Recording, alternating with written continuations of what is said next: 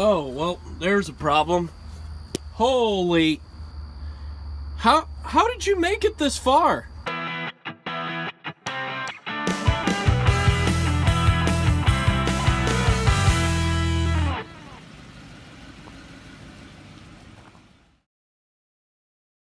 Nothing like late night runs. Although this isn't really that late, but we've got a little bit of an adventure here. My wife's driving the 7:30 Excursion. Oh yeah, listen to that baby purr. Hang on to that starter for a little bit. It's good for it. So we got a situation here where we've got another excursion that I think had a U-joint fail. Hopefully it wasn't one of the ones I just did in that video that you guys saw recently. So we're going out with them so they can take their trailer back. And then I'm going to give my wife a ride back here. Good old almost 250,000 miles. And we're going to take a look at the excursion and see what happens. So we're going to go out and rescue this other excursion and see what happened. See what let loose. From what I was told, they said it's got a really bad vibration at and above 15 miles an hour. It started out with just a little something sounded weird, like maybe a front hub not engaging properly, which leads me to believe maybe like a front U-joint on those front axle shafts, but I'm not sure. I would think we could disengage those locking hubs and override that problem, but I don't know. It may be more serious than that. It's hard to say at this point. But we're going to drive out there, figure out what's going on with the thing, and worst comes to worst, we got a tow truck that's going to bring it back to the shop. So we're covered either way. And I'll be doggone if this Suburban doesn't sound like it has a U-joint problem too.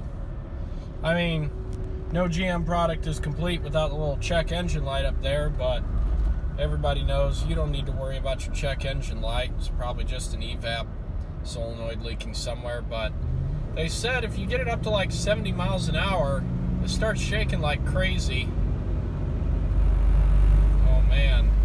I don't know if you can hear that on the camera, but this thing is vibrating like crazy. It only does it under acceleration. As soon as you let off the accelerator, vibration goes away. The last time we had that, we were working on another excursion, and it turned out to be a bad U-joint. So we might be doing U-joint and U-joint 2.0 here. At least with the Chevy Suburban, the driver didn't return on foot. Sorry, Ford guys. You said it sounded like you lost the wheel? Yeah.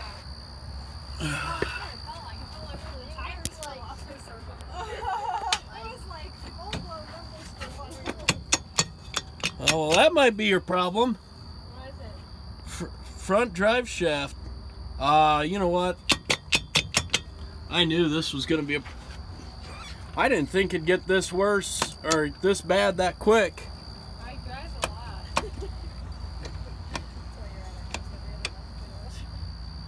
So, it's... if this is what it is. So, Sam, I've put on about 3,000 miles since you last saw it. Okay. Wow, that's a lot of miles. Yeah. I'm not kidding. I drive this truck all the time.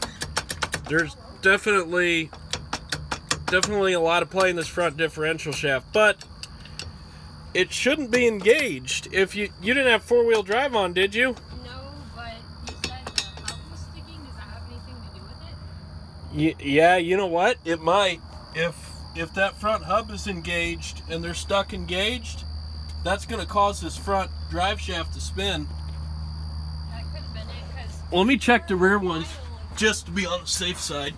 Oh, well, there's a problem. Holy... How did you make it this far? How the heck did you get this far? Like 2 miles an hour? Wow. I mean, there was basically... How did this happen?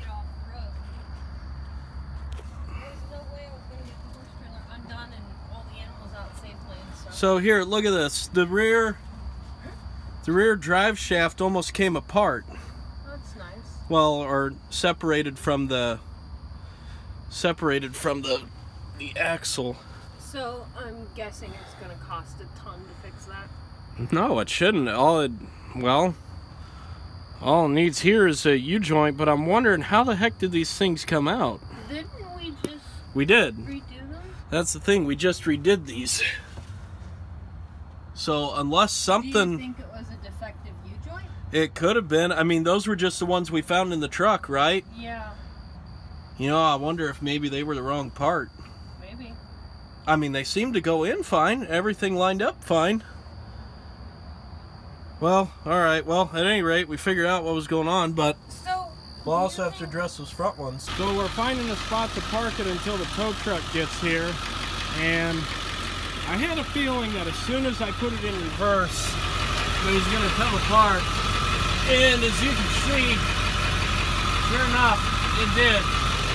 So I'm sitting here wondering what to do. And then I remembered, oh, that's right. I got four-wheel drive on this thing. So, fortunately, all I have to do is go back another few feet. Let's just take it. Ooh, yeah. Maybe I ought to engage those front hubs first. Alright, I got the hubs engaged. Let's see if it's any better. There we go. That's more like it. Sneak her into this little parking spot here.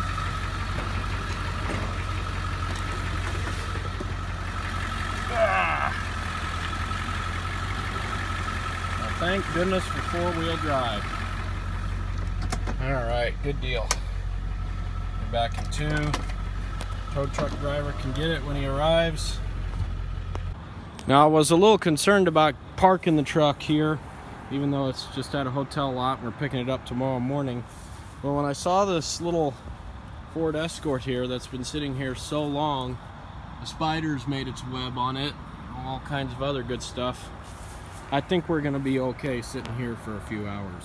So what exactly happened here? Why did those U-joints come apart again? What happened? Well, when I got it in the garage and I took the drive shaft off, I found that what they call a U-joint flange, it's the flange that holds the U-joints together and then bolts up to the differential. And as you can see, there's a giant crack going through one of the openings for the U-joint caps or the U-joint cups, whatever you prefer to call them. And there's a huge crack here. And of course, what happened is that eventually allowed the U-joint cup where all the bearings are to slip out over time. And then, you know, going at highway speeds probably, when that flies loose, of course, and that was a vibration that they felt. And I don't know exactly, still to this day, what caused that crack. But here's what caused the problem that they had, and here's what caused those U-joints to come apart.